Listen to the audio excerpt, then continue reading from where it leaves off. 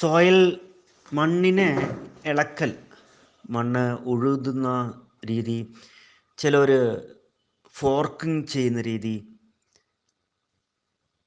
ചിലർ അങ്ങനെ പലതരത്തിലാണ് മണ്ണിനെ ഇളക്കി മറിക്കുക എന്നുള്ളതാണല്ലോ. ഇളക്കി മറിക്കുന്നത് ശരിയാണോ എന്നൊക്കെ ചോദിക്കാറുണ്ട്. എന്നോട് കഴിഞ്ഞ ദിവസം എൻ്റെ ഒരു സുഹൃത്ത് തന്നെ ചോദിച്ചു, ഇതിനെക്കുറിച്ചൊന്ന് വിശദമാക്കാമോ എന്ന്. മണ്ണിനെ ഉഴുതുമറിക്കൽ, മണ്ണിൻ്റെ ടെമ്പറേച്ചർ, അങ്ങനെ കുറേ വിഷയങ്ങളുണ്ട് മണ്ണുമായി ബന്ധപ്പെട്ട് നിൽക്കുമ്പോൾ. അതെല്ലാം നമ്മൾ വീക്ഷിക്കാനുണ്ട്, പഠിക്കാനുണ്ട്, മനസ്സിലാക്കാനുണ്ട്. ഒന്ന്, ഓരോ ചെടിക്കും അതിൻ്റെ ഒരു ഓപ്റ്റിമൽ ടെമ്പറേച്ചർ ഉണ്ട്, അതിന് വളരാൻ സഹായിക്കുന്ന ടെമ്പറേച്ചർ. അതേപോലെ തന്നെ ഓരോ പ്രദേശത്തിലും മണ്ണിൻ്റെ ഘടനയ്ക്കനുസരിച്ച് ടെമ്പറേച്ചർ കൂടാനും കുറയാനും സാധ്യതയുണ്ട്. മണ്ണ് ഏത് പ്രദേശത്താണ്, ഇനി മലയോര പ്രദേശത്താണോ, മലയോര പ്രദേശത്ത് ആണെങ്കിൽ തന്നെ ഏത് ഭാഗത്ത്, ഏത് ദിശയിൽ, ഏത് ആംഗിളിൽ ആ മണ്ണിൻ്റെ സ്ട്രക്ചർ എങ്ങനത്തെയാണ്, മണ്ണിൻ്റെ കളർ ഏതാണ്, ആ പരിസരം എങ്ങനെ നിൽക്കുന്നു, അതായത് വൃക്ഷങ്ങൾ ഉള്ളതാണോ ഇല്ലാത്തതാണോ, അവിടുത്തെ മണ്ണിൻ്റെ സ്ട്രക്ചർ എന്ന് പറഞ്ഞാൽ ക്ലേയിഷ് ആണോ, റോക്കി ആണോ, ക്ലംബി ആണോ എന്നതൊക്കെ അനുസരിച്ചിരിക്കും ടെമ്പറേച്ചറിൽ വരുന്ന വ്യത്യാസങ്ങൾ. ഇവിടെയൊക്കെ നമ്മൾ പരിശോധിക്കാനുണ്ട്, മനസ്സിലാക്കാനുണ്ട്. അപ്പോൾ അതിനനുസരിച്ചാണ് ഓരോ സീസൺ അനുസരിച്ച് നമ്മൾ ഓരോ ചെടികൾ വളർത്തുന്നത്. കാരണം ഓരോ ചെടിക്കും അതിൻ്റെ ഒരു optimal weather condition, temperature conditions ഉണ്ട്. അതിന് വിരുദ്ധമായിട്ടുള്ളൊരു സമയത്ത് നമ്മൾ നട്ട് കഴിഞ്ഞാൽ ചിലപ്പോൾ മുളയ്ക്കില്ല, മുളച്ചാൽ തന്നെ നന്നായിട്ട് വളരില്ല. ടെമ്പറേച്ചറിൻ്റെ ഒന്നുകിൽ ആധിക്യം കൊണ്ട് അല്ലെങ്കിൽ കുറവ് കൊണ്ട്, ഇങ്ങനെയും കുറേ വിഷയങ്ങളുണ്ട്. അപ്പോൾ ഈ സമയത്താണ് നമ്മൾ മണ്ണിനെ ഉഴുതുമാറ്റാൻ ശ്രമിക്കുന്നത്. ഉഴുതുമാറ്റാൻ ശ്രമിക്കുന്നത് തെറ്റാണോ ശരിയാണോ എന്ന് ചോദിച്ചു കഴിഞ്ഞാൽ അതും ഓരോ കൃഷി ഇനങ്ങളനുസരിച്ചിരിക്കും. ചെടികളുടെയൊക്കെ ഏത് ഇനങ്ങളാണ്, ഏത് ടെമ്പറേച്ചറിലാണ്, ഏത് സ്ഥലത്താണ്, ഏത് തരത്തിലുള്ള മണ്ണാണ് എന്നതൊക്കെ അനുസരിച്ചിരിക്കും.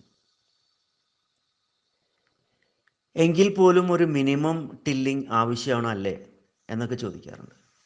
അങ്ങനെയും ചോദ്യങ്ങൾ വരാം. ടില്ലിങ് വേണ്ട, ഒഴിവാക്കാം, എന്നാലൊരു മിനിമം ടില്ലിങ് വേണ്ടേ, മിനിമമായിട്ടുള്ളൊരു ഉഴുതൽ അല്ലേ. കൃഷിഭൂമിയൊക്കെ ഒരുക്കിയെടുക്കുന്ന സമയത്ത് ഏറ്റവും ആദ്യമായിട്ട് കൃഷി ചെയ്യാൻ പോകുന്നൊരു സ്ഥലത്താണെങ്കിൽ മണ്ണിൻ്റെ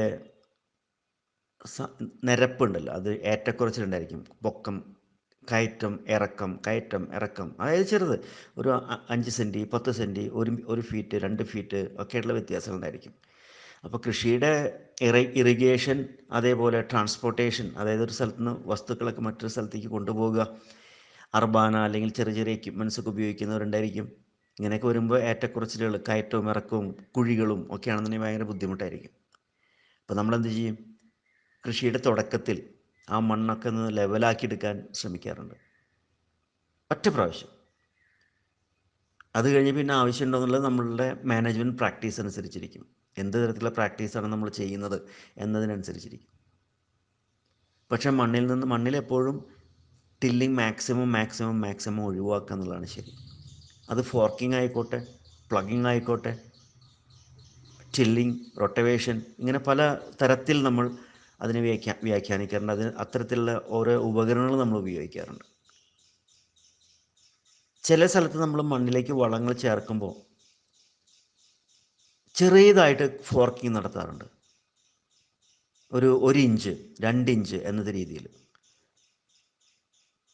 ചില സമയത്ത് നമ്മൾ ഫോർക്ക് താഴ്ത്തിക്കൊണ്ട് വെറുതെ ഒന്ന് ചെറുതായിട്ടൊന്ന് പൊക്കി അടർത്തി വയ്ക്കുക എന്നുള്ളത്, മറച്ചിടല്ല, പൊക്കുക, ലിഫ്റ്റ് ചെയ്ത് എയറിനെ, വായുസഞ്ചാരം ഉള്ളിലേക്ക് ആക്കി മാറ്റുക എന്നുള്ളത്, അങ്ങനെയും ചെയ്യാറുണ്ട് അല്ലേ. ഇങ്ങനെ പലതരത്തിലാണ്. ചിലർ മേൽഭാഗത്ത് 1 ഇഞ്ച് മണ്ണ് നമ്മൾ വളം ചേർക്കുമ്പോൾ അതിനെ മിക്സ് ചെയ്യാൻ വേണ്ടിയിട്ടും ആ മണ്ണിനോട് ചേർത്ത് വയ്ക്കാനായിട്ടൊരു ചെറിയൊരു ഫോർക്കിങ് നടത്താറുണ്ട്. അങ്ങനെ ഇങ്ങനെ പലതരത്തിലാണ് ഫോർക്കിങ്. പക്ഷെ പൊതുവിൽ അതിൻ്റെ സയൻസ് എന്താണെന്ന് ചോദിച്ചു കഴിഞ്ഞാൽ, നമ്മൾ മണ്ണിനെ ഇളക്കും തോറും അത് കൂടുതൽ കട്ടയാവുകയാണ് ചെയ്യുക, ഉറച്ച് പോകാൻ സാധ്യത കൂടുകയാണ് ചെയ്യുന്നത്. കാരണം മണ്ണ് പൊക്കിക്കഴിഞ്ഞാൽ അല്ലെങ്കിൽ ഇളക്കിക്കഴിഞ്ഞാൽ വീണ്ടും അതിലേക്ക് വായുസഞ്ചാരവും സൂര്യപ്രകാശം ഒക്കെ തട്ടുകയാണ് ചെയ്യുന്നത്. അപ്പോൾ പൊടിഞ്ഞ് അതിലത്തെ പൊടി മുഴുവൻ വീണ്ടും ഉള്ളിലേക്ക് കയറാൻ സാധ്യതയുണ്ട്, അല്ലേ? അങ്ങനെ വരുമ്പോൾ പിന്നെ ഒരു മഴ പെയ്യുമ്പോൾ എന്ത് സംഭവിക്കുക? വെള്ളം അടിയിലേക്ക് പോയില്ല, വെള്ളം മേലെ കൂടെ ഒഴുകി പോകും. അതിൻ്റെ ഒരു എൻജിനീയറിംഗ് ഉണ്ട്, അല്ലേ? പിന്നെ ചിലവർക്കൊക്കെ വലിയ വലിയ എക്യുപ്മെൻറ്റ്സ് ആണ് ഉപയോഗിക്കുക. അപ്പോൾ എന്താ സംഭവിക്കുന്നത്? വീണ്ടും മണ്ണ് കോമ്പാക്റ്റഡ് ആയിട്ട് മാറും. മണ്ണ് കോമ്പാക്റ്റഡ് ആവാൻ ആളുകൾ നടക്കുന്നു, അല്ലെങ്കിൽ മൃഗങ്ങൾ നടക്കുന്നു, അല്ലെങ്കിൽ എക്യുപ്മെൻറ്റ്സ് നമ്മൾ ഉപയോഗിക്കുന്നു. ഈ സമയത്തെല്ലാം തന്നെ കോമ്പാക്ഷൻ ഉണ്ടായി മാറും. പിന്നെ മഴക്കാലത്ത് മഴയുടെ സ്പ്ലാഷ് വഴി വീണ്ടും കോമ്പാക്ഷൻ ഉണ്ടാവും. എല്ലാം കൊണ്ട് എന്താ സംഭവിക്കുന്നത്? അതിലൂടെ വേറൊരു വിഷയം കൂടി ഇതിൽക്കൊണ്ടുണ്ട്. നമ്മൾ മണ്ണ് ഇളക്കും തോറും അതിലത്തെ ബാക്ടീരിയകൾ മുഴുവൻ എക്സ്പോസ്ഡ് ആവുകയാണ്. അതിലത്തെ ഫംഗൽ ഹൈഫേസ് മുഴുവൻ പൊട്ടിപ്പോവുകയാണ്. ഫംഗികളൊക്കെ വളരാൻ കുറച്ച് താമസിക്കും. ആ സമയത്ത് നമ്മൾ ഈ ഫോർക്കിങ് ചെയ്യുക, ടിൽ ചെയ്യുക എന്ന് പറയുമ്പോൾ വീണ്ടും മണ്ണ് കേടാവുകയാണ് ചെയ്യുക. ആ മൈക്രോബൽ കമ്മ്യൂണിറ്റി മുഴുവൻ നശിക്കുകയാണ് ചെയ്യുക. മാത്രമല്ല, ഓക്സിഡേഷൻ വഴി പല വാതകങ്ങളും പല എലമെൻസും ഓക്സിഡേഷൻ വഴി ആവിയായിട്ട് പോകാനും സാധ്യതയുണ്ട്, അല്ലേ? അങ്ങനെ ആവിയായി പോകുമെന്ന് പറയുന്നില്ലേ? ആ പല വാതകങ്ങളും മണ്ണിൽ നിന്നും ആവിയായിട്ട് പോവുകയും ചെയ്യും. മണ്ണ് ഉറക്കാതിരിക്കണം. മണ്ണ് ഉറച്ച് കട്ടയാവുക എന്ന് പറഞ്ഞാൽ കോമ്പാക്ഷൻ രണ്ട് തരത്തിലുണ്ട്. ഒന്ന് മേൽഭാഗത്തെ സർഫേസിൽ മാത്രം കോമ്പാക്റ്റഡ് ആവുന്ന രീതിയുണ്ട്. അതിൽ നിന്നും 2 inch 3 inch 4 inch 6 inch 8 inch 10 ഇഞ്ചൊക്കെ അടിഭാഗത്ത് കോമ്പാക്റ്റഡ് ആവുന്നൊരു സ്വഭാവമുണ്ട് മണ്ണിന്. ഇതൊക്കെയാണ് നമ്മൾ പരിശോധിക്കേണ്ടത്, മനസ്സിലാക്കേണ്ടത്. ചില ഈ ചെടികളുടെയൊക്കെ വേരുകൾ എപ്പോഴും സർഫേസിൽ വന്ന് നിൽക്കും. അതായത് ഏറ്റവും ആദ്യത്തെ അരടി ഒരടി മണ്ണിൽ 2 അടി മണ്ണിൽ മാത്രം വേരുകൾ നിൽക്കുന്ന ചെടികളുണ്ട്. അവിടെ കോമ്പാക്ഷൻ ഈ ഫോർക്കിങ് പ്ലഗിങ് ഒക്കെ നടത്താൻ തീരെ പറ്റൂല, അല്ലേ? ചില ചെടികൾക്ക് ചില തോട്ടങ്ങളിൽ അതിൻ്റെ ആവശ്യമില്ല. മാവും തോട്ടങ്ങളിലൊക്കെ ചിലർ റൊട്ടവേറ്റ് ചെയ്യാറുണ്ട്. അത് ആവശ്യമാണോ അല്ലെന്ന് ചോദിച്ചു കഴിഞ്ഞാൽ ഒരു പ്രാവശ്യമൊക്കെ ആവശ്യമായിട്ട് വരാം തുടക്കത്തിൽ, അല്ലെങ്കിൽ ഒരു 5 വർഷമോ 10 വർഷമോ കൂടുമ്പോൾ ഒരു പ്രാവശ്യം, ചിലപ്പോൾ 20 വർഷം കൂടുമ്പോൾ ഒരു പ്രാവശ്യം. അതും അത്രയും മാനേജ്മെൻറ്റ് വളരെ ഫെയിലാണെങ്കിൽ, നമ്മൾ ഈ മൾച്ചിങ് ഒന്നും ചെയ്യാത്ത മണ്ണാണെന്നുണ്ടെങ്കിൽ. മൾച്ചിങ് നമ്മൾ എത്ര ചെയ്യുന്നു, കവർ ക്രോപ്സ് എത്ര ചെയ്യുന്നു, മൾച്ചിങ് എത്ര ചെയ്യുന്നു, അതിനനുസരിച്ച് കോമ്പാക്ഷൻ കുറയും. കാരണം മുഴുവൻ സൂക്ഷ്മ ജീവാണുക്കളുടെയും പ്രവർത്തനങ്ങൾ വഴി, മണ്ണിരകളുടെ പ്രവർത്തനം വഴി, എല്ലാ പൂച്ചിപ്രാണികളുടെയും പ്രവർത്തനം വഴി ആദ്യത്തെ നമ്മുടെ കൃഷിഭൂമിയുടെ ആദ്യത്തെ ഒരടി മണ്ണ് എപ്പോഴും നന്നായിട്ട് എയറേഷൻ കയറുന്ന തരത്തിലായിരിക്കും. ഈ മൾച്ചിങ്ങും അല്ലെങ്കിൽ പൂച്ചിപ്രാണികളും അല്ലെങ്കിൽ സോയിൽ ബയോളജി നല്ല രീതിയിൽ പ്രവർത്തിക്കുന്നില്ലെങ്കിൽ മണ്ണ് ഉറച്ച് കട്ടയാകാൻ ഒരു ബഹുഭൂരിപക്ഷം മെജോറിറ്റി ഒരു 90%, 95%, 100% സാധ്യതയുണ്ട്. കാരണം അവരുടെ പ്രവർത്തനം ഇല്ല അവിടെ. അപ്പോൾ നമ്മൾ എത്ര കണ്ട് മൾച്ചിങ് ചെയ്തെടുക്കുന്നോ, എത്ര കണ്ട് മണ്ണിലേക്ക് ഓർഗാനിക് മാറ്റർ നിറയുന്നു, അത്ര കണ്ട് മണ്ണ് വേറിട്ട് നിൽക്കും. വേറിട്ട് നിൽക്കുക എന്ന് പറഞ്ഞാൽ അതിൻ്റെ കണങ്ങളുണ്ട്, അതിൻ്റെ തരികളൊക്കെ, അതൊക്കെ അടുത്ത് നിൽക്കുന്നതിന് പകരം അകന്നകന്ന് നിൽക്കാൻ സാധ്യത കൂടും. പശിമ കുറയാൻ സാധ്യത ഉണ്ടായി. അപ്പോൾ മണ്ണ് നല്ല മണ്ണായിട്ട് മാറുക, ഹെൽത്തി സോയിലായിട്ട് മാറുക എന്ന് പറയില്ലേ, അങ്ങനെയൊക്കെ ആയിട്ട് മാറുന്നു. ഏലം കാടുകളിലായാലും ശരിയാണ്. എത്രയുണ്ട് നമ്മൾ മൾച്ച് ചെയ്യുന്ന, പിന്നെ ഫോർക്കിങ് ചെയ്യേണ്ട ആവശ്യമില്ല. 1 ഇഞ്ച് പോലും ഫോർക്ക് ചെയ്യേണ്ട ആവശ്യമില്ല. നമ്മൾ എത്ര കണ്ടും ഓർഗാനിക് മാറ്റർ നിറയ്ക്കുന്നതിനനുസരിച്ചിരിക്കും. അതായത് മൾച്ചിങ്. അപ്പോൾ പിന്നെ വളപ്രയോഗമൊക്കെ എവിടെ നടത്തും? അതിൻ്റെ മേലെ തന്നെ ഇട്ട് പോയാൽ മതി. മഴ തുടങ്ങുന്നതിന് തൊട്ട് മുമ്പായിട്ട് എല്ലാ വളങ്ങളും ഒരു ഹെവി ഡോസിൽ തന്നെ നമ്മളവിടെ ചേർത്ത് വയ്ക്കുക. എന്തായാലും വളങ്ങൾ ചേർക്കണം, ചേർക്കാതിരിക്കില്ലല്ലോ. അപ്പോൾ നമ്മൾ ആ മേൽഭാഗത്ത് തന്നെ ഇട്ടു പോകും. മഴയോട് കൂടിയിട്ടത് അഴുകി അല്ലെങ്കിൽ ഒലിച്ച് മണ്ണിൻ്റെ അടിയിലേക്ക് തന്നെ പോകുന്നു. അപ്പോൾ അവിടെയുള്ള സൂക്ഷ്മ ജീവാണുക്കൾക്ക് നല്ല ഭക്ഷണമായിട്ട് മാറും. അവരെത്ര കണ്ട് കൂടുന്നു അത്ര കണ്ടാണ് പോഷകങ്ങൾ മണ്ണിൽ നിറയുന്നത്. അവരാണ് മിനറലൈസ് ചെയ്യുന്നത്. എല്ലാ മൂലകങ്ങളും ചെടിക്ക് ലഭ്യമാകാൻ വലിച്ചെടുക്കാൻ സാധിക്കുന്ന തരത്തിലേക്ക് ആക്കി മാറ്റുന്നത് അവരാണ്. അപ്പോൾ അവരുടെ വളർച്ചയാണ് വേണ്ടത്. ആ പൂച്ചിപ്രാണികളുടെ മുഴുവൻ മൈക്രോബുകളുടെയും പൂച്ചിപ്രാണികളുടെ മുഴുവൻ വളർച്ച എത്രമാത്രം ഉണ്ടാകുന്നു അത്ര കണ്ട് മിനറലൈസേഷൻ നടക്കും മണ്ണിൽ. അതോടുകൂടി മണ്ണിൻ്റെ സ്ട്രക്ചർ നന്നാവും. മണ്ണിലത്തെ സോയിൽ അഗ്രിഗേഷൻ്റെ ഒക്കെ അളവ് കൂടും. മൈക്രോ അഗ്രിഗേഷൻ്റെ ഒക്കെ അളവ് കൂടും. മൈക്രോ അഗ്രിഗേഷൻ മണ്ണിൽ എത്രയുണ്ട് ഉണ്ടാവുന്നു അത്രയുണ്ട് നല്ലതാണ്. എന്നാൽ മണ്ണ് ഉറച്ച് കട്ടയാവാനും പാടില്ല. അപ്പോൾ മൈക്രോ അഗ്രിഗേഷൻ എന്ന് പറഞ്ഞാൽ മൈക്രോബുകൾ തന്നെ ഉണ്ടാക്കിയെടുക്കുന്ന ഒരു പരിസ്ഥിതിയാണ്. ഫംഗികൾ, അതിൽ പ്രത്യേകിച്ച് ഫംഗികൾ, പിന്നെ വേരുകളും.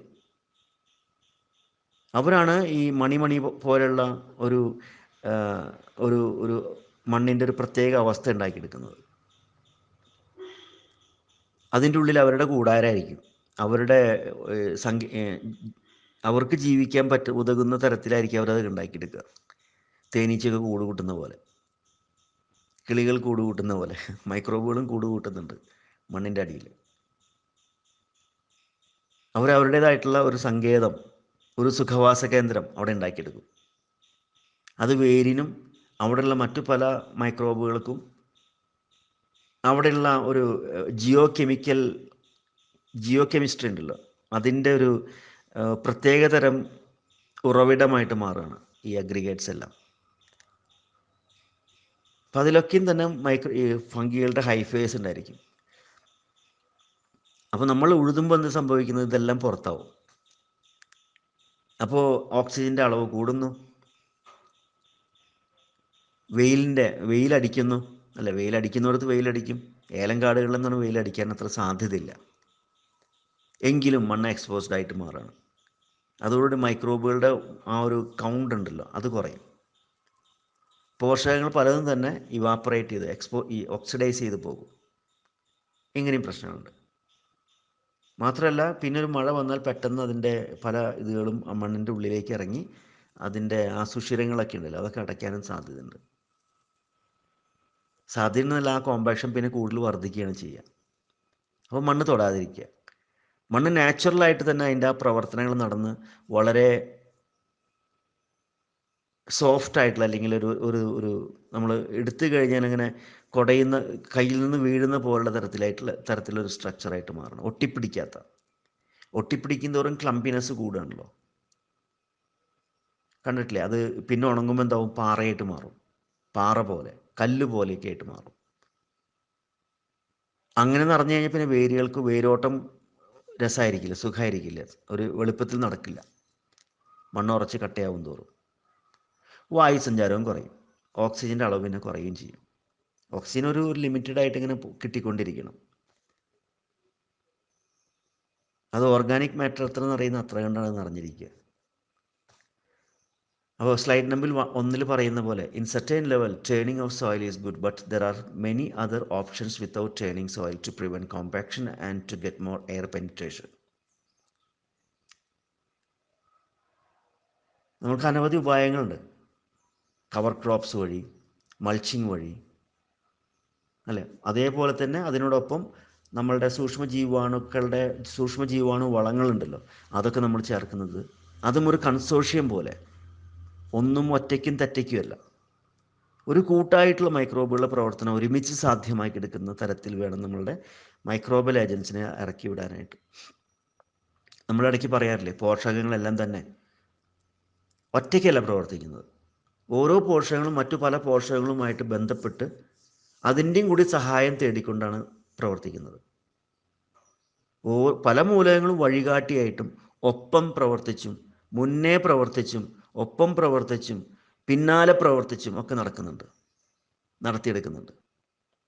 ഇപ്പോൾ മഗ്നീഷ്യത്തിന് പ്രവർത്തിക്കണമെന്നുണ്ടെങ്കിൽ കോപ്പറിൻ്റെ ആവശ്യമുണ്ട്, ഇരുമ്പിൻ്റെ ആവശ്യമുണ്ട്, അല്ല? മഗ്നീഷ്യം ശരിയായ രീതിയിൽ ഫോട്ടോസിന്തസിൽ ആക്റ്റീവ് ആണെന്നുണ്ടെങ്കിൽ ഇരുമ്പിൻ്റെ ആവശ്യം. ഇരുമ്പ് നേരിട്ട് പ്രവർത്തിക്കുന്നില്ല, പക്ഷേ ഇരുമ്പിൻ്റെ സപ്പോർട്ട് മഗ്നീഷ്യത്തിന് ആവശ്യമുണ്ട്. ഇരുമ്പ് ശരിയായിട്ട് പ്രവർത്തിക്കണമെന്നുണ്ടെങ്കിൽ കോപ്പറിൻ്റെ ആവശ്യമുണ്ട്. അപ്പോൾ നോക്കൂ, ആ ബന്ധം തന്നെ ആലോചിച്ച് നോക്കൂ.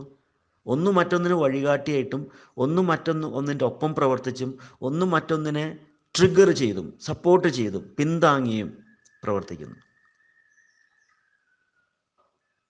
അപ്പോൾ മൂലകങ്ങൾ പോലും നമ്മൾ ഒറ്റയ്ക്കും തെറ്റയ്ക്കുമുള്ള വളപ്രയോഗങ്ങൾ അത് അത്രമാത്രം എഫക്റ്റീവായി എന്ന് വരില്ല, ചെറിയ രീതിയിലൊക്കെ. പക്ഷേ നമ്മൾ സമഗ്രമായിട്ട്, അതായത് എല്ലാ മൂലകങ്ങളും എല്ലാ എലമെൻസും ചെല്ലുന്ന രീതിയിൽ വേണം നമ്മൾ വളപ്രയോഗം നടത്താനായിട്ട്. അല്ലാതെ ഒരു പ്രാവശ്യം കുമ്മായം ചേർക്കുന്നു, ആ കുമ്മായം നല്ലതാണ്, കാൽസ്യം നല്ലതാണ് എന്ന് പറഞ്ഞുകൊണ്ട് കാൽസ്യം മാത്രം, അതിലർത്ഥമില്ല. മറ്റൊരു രസകരമായിട്ടുള്ള സംഗതി എന്താണെന്ന് വെച്ചാൽ, കാൽസ്യത്തിന് പ്രവർത്തിക്കണമെന്നുണ്ടെങ്കിൽ ബോറോണിൻ്റെ സഹായം വേണം. ബോറോണിൻ്റെ സഹായം ഇല്ലെങ്കിൽ കാൽസ്യത്തിൻ്റെ വിതരണം ചെടികളിൽ നടക്കില്ല. അപ്പോൾ ബോറോണിൻ്റെ അളവ് കുറഞ്ഞു കഴിഞ്ഞാൽ മണ്ണിൽ പിന്നെ കാൽസ്യം ചേർത്തിട്ടും കാര്യമില്ല. അങ്ങനെ ഒരു പ്രശ്നമുണ്ട്. ഇങ്ങനെ ലീബഗ് തിയറി അറിയാമല്ലോ അല്ലേ? അതിൽ പറയും, ഒരു മൂലകത്തിൻ്റെ കുറവുണ്ടായിക്കഴിഞ്ഞാൽ ആ മൂലകം മറ്റെല്ലാ മൂലകങ്ങളെയും സ്വാധീനിച്ചുകൊണ്ട് മറ്റെല്ലാ മൂലകങ്ങളുടെയും പ്രവർത്തനത്തിന് അല്ലെങ്കിൽ ഈൽഡിനെ അത് മൊത്തത്തിൽ ബാധിക്കും. ഏതെങ്കിലും ഒരു മൂലകത്തിൻ്റെ കുറവുണ്ടായാൽ മതി, മറ്റെല്ലാ മൂലകങ്ങളുടെയും അല്ലെങ്കിൽ ആ ഈൽഡ്, മൊത്തത്തിൽ ഈൽഡിനെ അത് കാര്യമായി ബാധിക്കും. അപ്പം എല്ലാ മൂലകങ്ങളും ചെടിക്ക് വേണമെന്നുള്ള നിർബന്ധമാണ്. എന്നാൽ മാത്രമേ അതിൻ്റെ എല്ലാ പ്രവർത്തനങ്ങളും, അതിൻ്റെ ഒരു ജീവിത കാലഘട്ടം എന്ന് പറയില്ലേ, ഓരോ സീസൺ അല്ലെങ്കിൽ ഒരു ചക്രം, അതായത് ചെടി മുളയ്ക്കുന്നു വിത്തിൽ നിന്ന്, അത് കഴിഞ്ഞാൽ ഹരിത വളർച്ചാ ഘട്ടം, അത് കഴിഞ്ഞാൽ പുഷ്പിക്കാൻ തുടങ്ങുന്ന ഘട്ടം, അതായത് ബഡ്ഡിങ്, ബഡ് ഫോർമേഷൻ, ഫ്ലവറിങ്, അല്ല, ഇങ്ങനെ ഓരോ ഘട്ടങ്ങളുണ്ട്. അത് കഴിഞ്ഞാൽ അതിൻ്റെ കായകളൊക്കെ ഉണ്ടാവുന്ന സമയം, പിന്നെ കായകളിൽ വിത്തുണ്ടാവുന്ന സമയം, അതിൻ്റെ ഫ്ലഷ് ഉണ്ടാവുന്ന സമയം, ഇതിനെല്ലാം വ്യത്യസ്തമായിട്ടുള്ള പോഷകങ്ങൾ ആവശ്യമുണ്ട്, എലമെൻറ്റ്സ് ആവശ്യമുണ്ട്. ഈ എലമെൻറ്റ്സ് എല്ലാം കിട്ടുന്നില്ലെങ്കിൽ ഏതേത് വളർച്ചാ ഘട്ടത്തിലാണ് നിൽക്കുന്നത് അവിടെയൊക്കെ അതിൻ്റെ കുറവുകൾ ഉണ്ടാവും. ഹരിത വളർച്ചാ ഘട്ടത്തിനെ ബാധിക്കും, വിത്ത് മുളയ്ക്കുന്നതിനെ ബാധിക്കുന്നുണ്ട്, ഹരിത വളർച്ചാ ഘട്ടത്തെ ബാധിക്കുന്നുണ്ട്. അതോടൊപ്പം ബ്രാഞ്ചുകൾ, ശാഖകൾ, അല്ലേ, അതിനെ ബാധിക്കും, അതിൻ്റെ ഇലകളുടെ വലിപ്പത്തെ ബാധിക്കും. പുതിയ പുതിയ കൂമ്പുകളൊക്കെ ഉണ്ടാവില്ലേ, തളിരുകൾ, അതിനെ ബാധിക്കുന്നു. മൊട്ടുണ്ടാവുക എന്ന് പറയില്ലേ, അതിനെ ബാധിക്കുന്നു. പിന്നെ അത് മൊട്ട് വിരിയുന്നൊരു പ്രോസസ്സ് ഉണ്ടല്ലോ, അതിനെ ബാധിക്കുന്നു. പരാഗണം, അതിനെ ബാധിക്കുന്നു. അത് കഴിഞ്ഞാൽ കായായിട്ട് രൂപം കൊള്ളുക, അതിൽ മാംസം വയ്ക്കുക, അതിനെ ബാധിക്കുന്നു.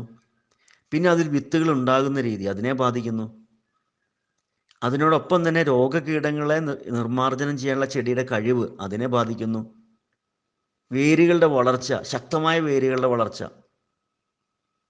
അതായത് അതിന് എണ്ണത്തിലും വണ്ണത്തിലും ഉള്ള വളർച്ചയെ ബാധിക്കുന്നു. അതോടുകൂടി റൈസോഫജി സൈക്കിളിനെ ബാധിക്കുന്നത്. റൈസോഫജി സൈക്കിൾ ശരിയായ രീതിയിൽ പ്രവർത്തിക്കുന്നില്ലെങ്കിൽ 70% ചെടിക്ക് ലഭ്യമാക്കാൻ സഹായിക്കുന്ന ഒരു പ്രോസസ്സാണ് റൈസോഫജി സൈക്കിൾ. 70% അതിനെ ബാധിക്കും. അതിനെ ബാധിച്ചു കഴിഞ്ഞാൽ ചെടിയുടെ ലഭ്യത, പോഷകങ്ങളുടെ ലഭ്യതയെ വളരെ കാര്യമായിട്ട് ബാധിക്കും. അതോടുകൂടി പ്രൊഡക്ഷനെ ബാധിക്കുന്നു, അതിൻ്റെ ഉൽപ്പാദന ശേഷിയെ ബാധിക്കുന്നു, അതിൻ്റെ വലിപ്പം, എണ്ണം, വണ്ണം, ഭാരം, രുചി, ഇതിനെല്ലാം ബാധിക്കുന്നു,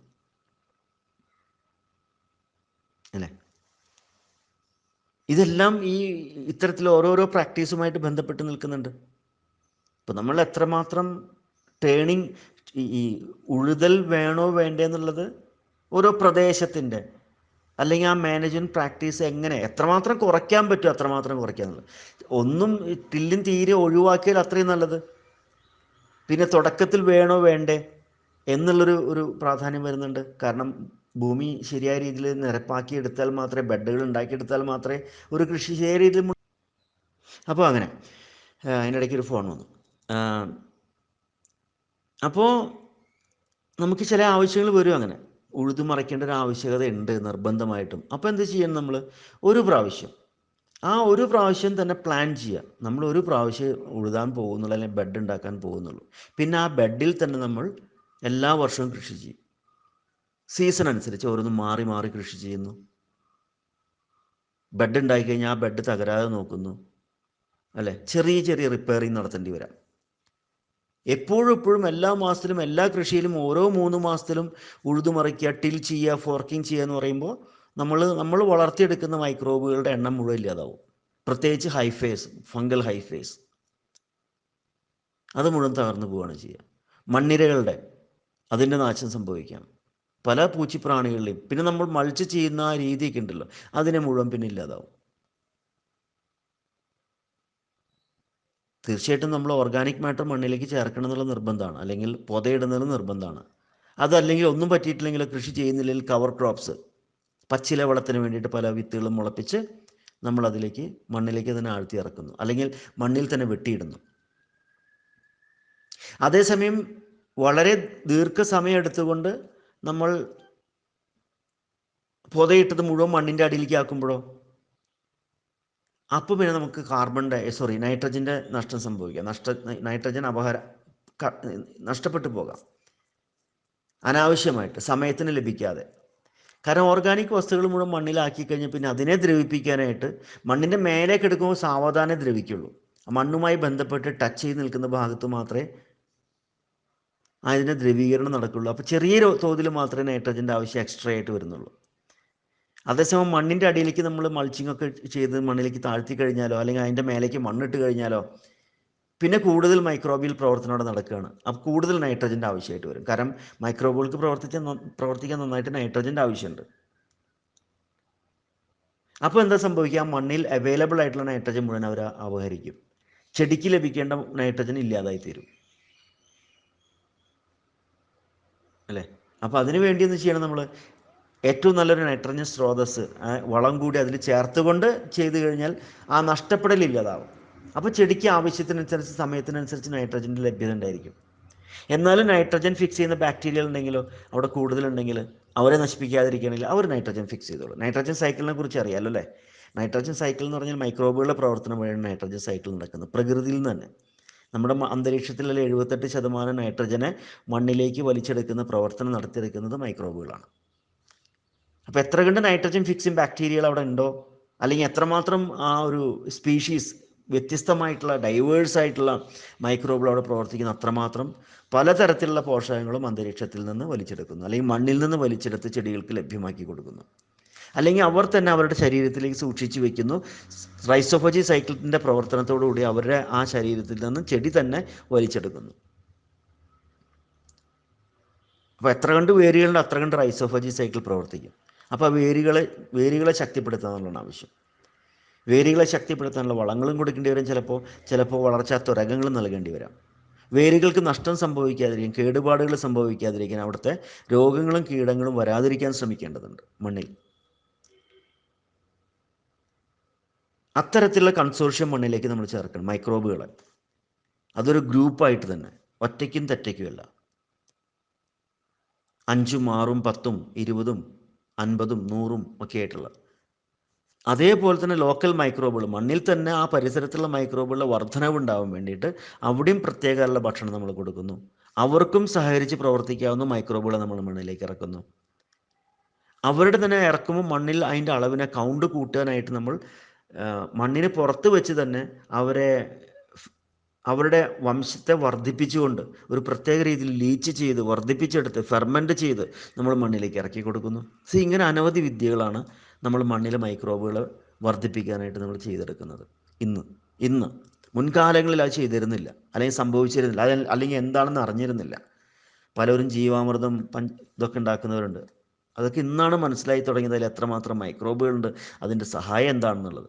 മുൻകാലങ്ങളിൽ അത്ര അറിഞ്ഞിരുന്നില്ല. മാത്രമല്ല എല്ലാവരും അത് ചെയ്തിരുന്നില്ല അല്ലേ? ഒറ്റയ്ക്കും തെറ്റയ്ക്കും ഒക്കെ ആയിട്ട് ചെയ്തിരുന്നു. അന്ന് മാത്രമല്ല മൈക്രോബുകളുടെ ഏതേത് മൈക്രോബുകൾ ഏത് തരത്തിൽ പ്രവർത്തിക്കുന്നു, ഓരോന്നിനും പ്രത്യേകതകൾ എന്താണ്, ഗുണം എന്താണ്, ഓരോ മൈക്രോബുകളുടെയും പ്രത്യേകത എന്താണ്, ഗുണം എന്താണ്, ഏതെല്ലാം രീതിയിൽ ഏതെല്ലാം മറ്റു മൈക്രോബുകളുമായിട്ട് സഹകരിച്ച് പ്രവർത്തിക്കുന്നു, ഏതെല്ലാം രോഗങ്ങളെ മാറ്റിയെടുക്കുന്നു, ചെടികൾക്കുണ്ടാവുന്ന അല്ലെങ്കിൽ വേരുകളിൽ സംഭവിക്കാവുന്ന, മണ്ണിന് മേലെ സംഭവിക്കാവുന്ന, മണ്ണിന് കീഴേ സംഭവിക്കാവുന്ന, ഏതെല്ലാം കീടങ്ങളെ അവർക്ക് നിയന്ത്രിക്കാൻ സാധിക്കുന്നുണ്ട്, റെഗുലേറ്റ് ചെയ്യാൻ സാധിക്കുന്നുണ്ട്, ഇല്ലാതാക്കാൻ സാധിക്കുന്നുണ്ട്. ഇതെല്ലാം നമ്മൾ മനസ്സിലാക്കി തുടങ്ങിയത് ഇപ്പോഴാണ്, കഴിഞ്ഞ ഏതാനും ദശകങ്ങളായിട്ട്. അപ്പോഴാണ് നമ്മൾ പ്രത്യേകമായിട്ട് കൺസോർഷ്യംസ് ഒക്കെ ഉണ്ടാക്കി, അതായത് പലതരത്തിലുള്ള മൈക്രോബുകളെ ഒരുമിച്ച് ചേർത്തുകൊണ്ടുള്ള പ്രവർത്തനങ്ങൾ നടത്തിയെടുക്കുന്നത് അല്ലേ? ഇതൊക്കെയും മണ്ണിനെ മെച്ചപ്പെടുത്താൻ, കൃഷിയെ മെച്ചപ്പെടുത്താൻ, ചെടികളുടെ ആരോഗ്യം മെച്ചപ്പെടുത്താൻ, അതിൻ്റെ കായകളുടെ ആയാലും പൂക്കളുടെ ആയാലും എണ്ണം, വണ്ണം, ഭാരം, രുചി ഇതിനൊക്കെ മെച്ചപ്പെടുത്താൻ സഹായിക്കുന്ന വിധത്തിലാണ് ഇന്ന് മൈക്രോബയോളജി അല്ലെങ്കിൽ സോയിൽ ബയോളജി അല്ലെങ്കിൽ മൈക്രോബയോളജി, ബയോടെക്നോളജി എന്നൊക്കെ പറയില്ലേ, ഇതിൻ്റെയൊക്കെ വളർച്ചയോടുകൂടി സാധ്യമാക്കിയിട്ടുള്ളത് നമ്മൾ. കാരണം നമ്മൾക്ക് അറിയും തോറുമാണ് അതിനെ നിയന്ത്രിച്ചും ഒന്നുകൂടി മെച്ചപ്പെടുത്തിയും കൊണ്ടുപോകാൻ കഴിയുന്ന വിധത്തിലാവുന്നത്. നമ്മളതിനെ മനസ്സിലാക്കിയിട്ടില്ലെങ്കിൽ നമുക്കതിനെ മെച്ചപ്പെടുത്താൻ സാധിക്കില്ല. അപ്പോൾ അതിനനുസരിച്ചുള്ള പ്രവർത്തനങ്ങൾ നടത്തുന്നു. അപ്പോൾ നമ്മൾ ഈ ടില്ലിങ് ചെയ്യും തോറും, ഉഴുതുമറയ്ക്കും തോറും നമ്മൾ വളർത്തിയെടുക്കുന്ന മൈക്രോബുകളെ നമ്മൾ വീണ്ടും കൊല്ലുകയാണ് ചെയ്യുന്നത്, അല്ലെങ്കിൽ അവരുടെ വംശവർദ്ധനവിനെ തടയുകയാണ് ചെയ്യുന്നത്. ഫംഗൽ ഹൈഫേസൊക്കെ ഒരു കൃഷിഭൂമിയിൽ എസ്റ്റാബ്ലിഷ്ഡായി കിട്ടാൻ, ഇപ്പോൾ മൈക്രോറൈസ ഫംഗി അത് എസ്റ്റാബ്ലിഷായി കിട്ടാൻ തന്നെ പിടിക്കും 45-50 ദിവസം. ഓരോ മണ്ണിൻ്റെ പ്രത്യേകത അനുസരിച്ചിരിക്കും, ടെമ്പറേച്ചറിൻ്റെ അനുസരിച്ചിരിക്കും, അവിടുത്തെ പോഷകങ്ങളുടെ ലഭ്യത അനുസരിച്ചിരിക്കും, ഓരോ ചെടികളുടെ അനുസരിച്ചിരിക്കും. ഇതിനെല്ലാം അനുസരിച്ച് 45 ദിവസം മുതൽ ചിലപ്പോൾ അതിനേക്കാൾ കൂടുതൽ 50, 55, 60 ദിവസമൊക്കെ പിടിച്ചു വരാം. ചില അനുകൂലമായിട്ടുള്ള സാഹചര്യത്തിൽ ചിലപ്പോൾ അതിനേക്കാളും ഒരു 2, 3, 4, 5 ദിവസം മുൻപേ ആയിന്നും വരാം. എന്തായാലും ഒരു 1.5 മാസം സമയമെടുക്കും മൈക്രോറൈസ ഫംഗി, അർബോസ്കുലർ മൈക്രോറൈസ ഇതൊക്കെ മണ്ണിൽ എസ്റ്റാബ്ലിഷായിട്ട് തീരാൻ. എന്നിട്ട് വേണം അത് ഹൈഫേസൊക്കെ വളർത്തി മറ്റു പല മരങ്ങളും സസ്യങ്ങളും ചെടികളും മറ്റു പ്രദേശങ്ങളുമായി ബന്ധപ്പെട്ട് ഇതെവിടെയാണോ, ഏത് ചെടിയിലാണോ കയറി കൂടിയിട്ടുള്ളത് അവിടുത്തെ പ്രവർത്തനം വളരെ സജീവമായിട്ട് നടത്തിയെടുക്കാൻ പിന്നെ 5, 10, 15, 20 ദിവസം പിടിക്കും. അപ്പോൾ ദീർഘകാല വിളകളെ സംബന്ധിച്ചിടത്തോളം തീർച്ചയായിട്ടും മൈക്രോറൈസ, അർബോസ്കുലർ മൈക്രോറൈസ വളരെ ഉപകാരമാണ്. അതായത് 3 മാസം, 4 മാസം, 5 മാസത്തും കൂടുതലുള്ള ചെടികൾ എന്ന് പറയില്ലേ, അത്തരം കൃഷികളിലൊക്കെ തീർച്ചയായിട്ടും അതിനേക്കാൾ കുറവുള്ള 3 മാസം കൃഷികൾ ഉപകാരം തന്നെയാണ്. പക്ഷേ അതിനേക്കാൾ വളരെ എഫക്റ്റീവായിട്ട് ഉപകരിക്കുന്നത് ദീർഘകാല വിളകളിലാണ്, ഹ്രസ്വകാല വിളകളിലല്ല. ഹ്രസ്വകാല വിളകളിൽ അതിൻ്റെ ഉപയോഗം ഇല്ല എന്നല്ല ഞാൻ പറയുന്നത് കേട്ടോ. ദീർഘകാല വിളകളിൽ അത് കൂടുതൽ ഉപകരിക്കും. അതിൻ്റെ ഹൈഫൈകളൊക്കെ വളർന്ന്, പ്രത്യേകിച്ച് ഈ കാട് പോലുള്ള പ്രദേശത്തൊക്കെ, പ്രത്യേകിച്ച് കൂടുതൽ ഓർഗാനിക് മാറ്ററുള്ള പ്രദേശത്തൊക്കെ, അപ്പോൾ ചെടികളൊക്കെ നല്ല ആരോഗ്യത്തിൽ നിൽക്കുകയും ചെയ്യും. അപ്പോൾ ഇതിനൊക്കെ വളരണമെന്നുണ്ടെങ്കിൽ ഈ മനസ്സിലാക്കലുകൾ അനുസരിച്ച് ഇതിൻ്റെയൊക്കെ ഉപയോഗം കൃത്യമായി നേടാൻ സാധിക്കണമെങ്കിൽ മണ്ണ് അധികം ഡിസ്റ്റർബ് ചെയ്യാതിരിക്കുക. ഒന്ന്, തീരെ ഡിസ്റ്റർബ് ചെയ്യാതിരിക്കുന്ന സമീപനം, അതാണ് ഏറ്റവും ശരി. 2, കുറഞ്ഞ പക്ഷം ചെറിയ രീതിയിൽ ഡിസ്റ്റർബ് ചെയ്യുക എന്നുള്ളത്. രണ്ടാമത്തെ, ഒന്നാമത്തെ പറ്റിയിട്ടില്ലെങ്കിൽ അല്ലേ, പിന്നെ അവിടെ നിന്ന് എന്ത് ചെയ്യണമെന്ന് വെച്ചാൽ ഒന്നുമില്ല, ഇനി വേറൊരു ഉപായമില്ല. അപ്പോൾ ഈ മണ്ണിനെ ടിൽ ചെയ്യാതെ ഉപയോഗിക്കണം എന്നുണ്ടെങ്കിൽ വേറെ വിദ്യ എന്താണ്? ഈ പറഞ്ഞ പോലുള്ള മൾച്ചിങ് പ്രാക്ടീസാണ്.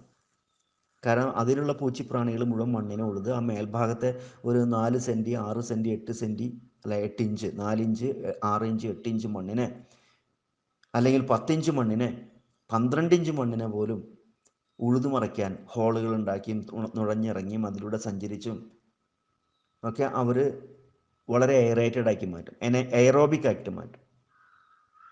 മണ്ണ് വളരെ സ്ട്രക്ചറലി വളരെ എളുപ്പം ആക്കി മാറുന്നു, വേരുകൾക്കൊക്കെ സഞ്ചരിക്കാൻ വളരെ എളുപ്പം എന്നുള്ള നിലയാക്കി മാറ്റും. അങ്ങനെ വരുമ്പോഴോ മണ്ണിലേക്ക് വെള്ളത്തിൻ്റെ ആഗിരണം കൂടും, വെള്ളം വലിച്ചെടുക്കാനുള്ള ശക്തിയും അതിന് കൂടും, അതേപോലെ തന്നെ വെള്ളം സംഭരിക്കാനുള്ള ശേഷിയും കൂടും. ഓർഗാനിക് മാറ്ററിന് അറിയാമല്ലോ, സാധാരണ മണ്ണിനേക്കാൾ ഒരു 10 ഇരട്ടിയെങ്കിലും, 10-ൽ കൂടുതൽ ഇരട്ടി വെള്ളത്തിനെ പിടിച്ചു നിർത്താനുള്ള കപ്പാസിറ്റി ഉണ്ട്. അതൊരു സ്പോഞ്ച് പോലെ പ്രവർത്തിക്കുകയാണല്ലോ. മണ്ണിൽ അഗ്രിഗേറ്റ്സ് ഉണ്ടെങ്കിലും അങ്ങനെ തന്നെയാണ്. ബാക്കിയുള്ള വെള്ളത്തിന് വീണ്ടും അതിനെ പെർക്കുലേറ്റ് ചെയ്ത് മണ്ണിൻ്റെ അടിയിലേക്ക് കൊണ്ടുപോകാൻ സഹായിക്കുന്നു. അപ്പോൾ മണ്ണ് ഉറച്ച് കട്ടയാവാതിരിക്കുക എന്നുള്ള ആവശ്യമാണ്. അതിനാണ് നമ്മൾ ഈ ഓർഗാനിക് വിദ്യകളൊക്കെ ഉപയോഗിക്കുന്നത്, മൈക്രോബുകളുടെയും അല്ലെങ്കിൽ ഓർഗാനിക് മാറ്ററിൻ്റെയൊക്കെ അളവുകൾ നമ്മൾ കൂട്ടിക്കൊണ്ടിരിക്കുന്നത്. അങ്ങനെ ഒരു സംവിധാനത്തിലേക്കാണ് നമ്മൾ പോകേണ്ടത്. ഇങ്ങനെയൊന്നും ചെയ്യാതായി കഴിഞ്ഞാലോ മണ്ണ് മേൽഭാഗത്ത് ഉറച്ച് കട്ടയാവാൻ സാധ്യതയുണ്ട്, കീഴ്ഭാഗത്തും ഉറച്ച് കട്ടയാവാൻ സാധ്യതയുണ്ട്. അങ്ങനെ വരുമ്പോഴാണ് നമ്മൾ വർഷത്തിൽ ഏതെങ്കിലും ഒരു സമയത്ത് ഒന്ന് ചെറുതായിട്ട് നിളക്കുക എന്നുള്ളത്. അപ്പോൾ നമ്മൾ പ്ലാൻ ചെയ്യണം, ഇനി ഒരിക്കലും ഞാനിനി ആ മണ്ണിനെ ഉഴുതുമറിക്കാൻ പോകുന്നില്ല, അല്ലെങ്കിൽ ഫോർക്കിംഗ് നടത്താൻ പോകുന്നില്ല. അപ്പോൾ എന്താ വേണ്ടത്?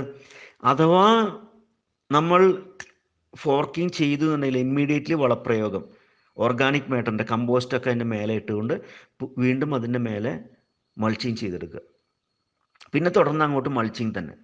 അപ്പോൾ എല്ലാ വർഷവും നമുക്ക് ഫോർക്കിങ് ചെയ്യേണ്ട ആവശ്യമില്ല, ഉഴുതുമറിക്കേണ്ട ആവശ്യം വരുന്നില്ല. ഓരോ കൃഷിക്കും അതിൻ്റേതായിട്ടുള്ള പ്ലാൻ ചെയ്യണം മുൻകൂട്ടി തന്നെ. അങ്ങനെ വരുമ്പോൾ നമുക്ക് ഒരു ബെഡ് ഉണ്ടാക്കിയാൽ, ഒരു വാരുണ്ടാക്കിയാൽ, ഒരു ഓരുണ്ടാക്കി കഴിഞ്ഞാൽ അത് നിരന്തരമായിട്ട് ഉപയോഗിച്ചുകൊണ്ടിരിക്കാൻ പറ്റും. മണൽ പ്രദേശം അതിന് ചെറിയൊരു വ്യത്യാസം ഉണ്ടായിരിക്കാം, മണൽ എപ്പോഴും ഇടിഞ്ഞു വീഴുന്ന കാരണം കൊണ്ട് അല്ലേ. ഏലം കാടുകളിലൊക്കെ ആണെങ്കിൽ ഒരു പ്രാവശ്യം അത് ചെയ്യുക, പിന്നെ ഒരു 100 വർഷത്തേക്ക് ചെയ്യേണ്ട എന്ന രീതിയിലായിരിക്കണം പ്ലാൻ ചെയ്യേണ്ടത്. മൾച്ചിങ് ഉപയോഗിച്ചുകൊണ്ട്, അല്ലെങ്കിൽ ഓർഗാനിക് മാറ്റർ ചേർത്തുകൊണ്ടും മൈക്രോബുകളുടെ എണ്ണം വർദ്ധിപ്പിച്ചുകൊണ്ട് നമ്മൾ മുൻപോട്ട് പോകേണ്ടത്. അതാണ് ഈ മൊത്തം സ്ലൈഡിൽ ഞാൻ ഉദ്ദേശിക്കുന്നത്. എന്തുകൊണ്ട് മൾച്ചിങ്, ഈ ഉഴുതുമറിക്കൽ ആവശ്യമാണോ, ഫോർക്കിംഗ് ആവശ്യമാണോ, ടില്ലിങ് ആവശ്യമാണോ, ചെറിയ തരത്തിൽ ഫോർക്കിംഗ് ആവശ്യമാണോ, ഇതൊക്കെ ചോദ്യങ്ങളായിട്ട് വന്നിരുന്നു. രണ്ടാമത്തെ സ്ലൈഡിൽ അതിനാണ് പറയുന്നത്, act of tilling breaks apart valuable soil structure and fungal mycelial connections. ഞാൻ നേരത്തെ പറഞ്ഞ പോലെ തന്നെ ആ മൈസീലിയൽ കണക്ഷൻസ് മുഴുവൻ വേർപെട്ട് പോവുകയാണ്. അതിൻ്റെ വെബ്, അതിൻ്റെ ചിലന്തി അതിൻ്റെ വെബ് ഉണ്ടാക്കുന്ന പോലെ, നാരുകൾ ഉണ്ടാക്കുന്ന പോലെ, അതേപോലെ തന്നെയാണ് മണ്ണിൽ നടക്കുക, വേരുകൾ പോകുന്ന പോലെ തന്നെ. അപ്പോൾ ഇതെല്ലാം ഉപകാരികളായിട്ട് മാറണേ. അതെല്ലാം തന്നെ മണ്ണ് ഒലിപ്പിനെ നിയന്ത്രിക്കും, വെള്ളം ആഴ്ന്നിറങ്ങാൻ സഹായിക്കും, മണ്ണിൽ പോഷകങ്ങളുടെ ലഭ്യത വർദ്ധിപ്പിച്ചുകൊണ്ടിരിക്കും. നമ്മൾ ഉണ്ടാക്കിയെടുക്കുന്ന വളത്തിനേക്കാളും ഒരു 100 ഇരട്ടി ഗുണമുള്ള മണ്ണാക്കി മാറ്റാൻ സാധിക്കും. നമ്മൾ നൈട്രജനൊന്നും പൊട്ടാസ്യം ഫോസ്ഫറൊന്നും മണ്ണ് വില കൊടുത്ത് മേടിക്കേണ്ട ആവശ്യമില്ല, വില കൊടുത്തിട്ട് ചാക്കിലൊക്കെ.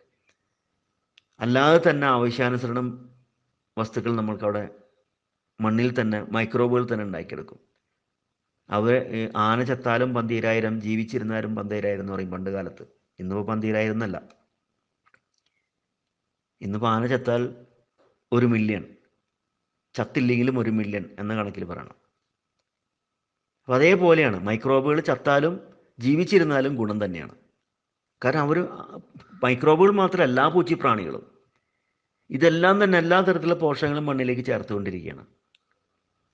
ഒപ്പം അവർ ജീവിച്ചിരിക്കെ മണൽ എന്ന് പറയില്ലേ, പാറ, മണൽ, മറ്റു അവശിഷ്ടങ്ങൾ, അതിൽ നിന്നെല്ലാം പോഷകങ്ങൾ മിനറലൈസ് ചെയ്ത്, അതായത് ചെടികൾക്ക് വലിച്ചെടുക്കാൻ പാകത്തിലാക്കി മാറ്റി, ലിക്വിഡ് ഫോമിലേക്ക് ആക്കി മാറ്റി ചെടികൾക്ക് ഫീഡ് ചെയ്യുകയാണ് അവർ ചെയ്യുന്നത്. അല്ലെങ്കിൽ മണ്ണിൽ ലഭ്യമാക്കി കൊടുക്കുകയാണ്, പിന്നെ വേരുകൾ വലിച്ചെടുത്തോളൂ. പക്ഷെ അതിനേക്കാൾ കൂടുതൽ മൈക്രോബുകൾ ഉണ്ടായിക്കഴിഞ്ഞാൽ, മൈക്രോബുകളൊക്കെ ഉണ്ടായിക്കഴിഞ്ഞാൽ അതിനേക്കാൾ ഗുണം എന്ന് വെച്ചാൽ റൈസോഫജി സൈക്കിൾ ഗംഭീരമായിട്ട് പ്രവർത്തിക്കും എന്നുള്ളതാണ്. റൈസോഫജി സൈക്കിൾ പ്രവർത്തിക്കുന്നതോട് ഞാൻ നേരത്തെ പറഞ്ഞല്ലോ, 70% വരെ പോഷകങ്ങൾ, ചെടിക്ക് ആവശ്യമായിട്ടുള്ള പോഷകങ്ങൾ ലഭ്യമാക്കാൻ സാധിക്കും. ചെടികൾ മൈക്രോബുകളെ ഭക്ഷിച്ചുകൊണ്ടിരിക്കുകയാണ്. അതിൻ്റെ ഈ റൈസോഫജി സൈക്കിളിൻ്റെ യൂട്യൂബിൽ നിന്ന് കേട്ട് കഴിഞ്ഞാൽ നിങ്ങൾക്ക് അറിയാൻ പറ്റും എങ്ങനെയാണ് പ്രവർത്തിക്കുന്നത് എന്നുള്ളത്. അങ്ങനെ അപ്പോൾ മൂന്നാമത്തെ സ്ലൈഡിൽ നോക്കിയാലും, what happens to soil microbes when you till, ഇതിനെക്കുറിച്ച് ഞാനിപ്പോൾ വിശദീകരിച്ച് കഴിഞ്ഞല്ലോ അല്ലേ. So the less organic matter you have, generally the less microbes you have. എത്ര കണ്ട് നിങ്ങൾക്ക് ഓർഗാനിക് മാറ്റർ മണ്ണിൽ കുറയുന്നു, അത്ര കണ്ട് കുറവായിരിക്കും ഈ മൈക്രോബുകളുടെ പ്രവർത്തനം, അല്ലെങ്കിൽ അവരുടെ വംശവർദ്ധനവ്. അതേപോലെ തന്നെ സോയിൽ കോമ്പാക്ഷൻ സാധ്യത കൂടുകയാണ്. ഓർഗാനിക് മാറ്ററിൻ്റെ കുറവുണ്ടാകും തോറും കോമ്പാക്ഷൻ, മണ്ണ് ഉറച്ച് കട്ടയാവാനുള്ള സാധ്യതയും കൂടുകയാണ് അല്ലേ. Slide number 4.